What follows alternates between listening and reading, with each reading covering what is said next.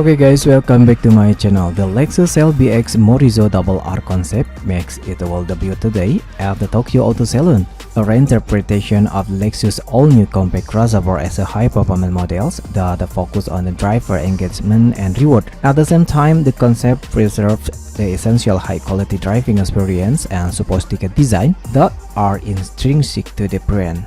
The Lexus LBX Morizo RR concept is powered by a turbocharged and intercooler inline 3-cylinder engine that delivers a maximum 305 DI power or 224 kW, driving all four wheels through an electronically controlled system and a direct shift 8-speed automatic transmission.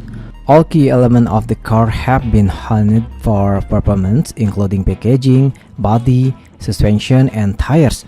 To optimize aerodynamic, the development team applied technology from the world of high-speed air racing.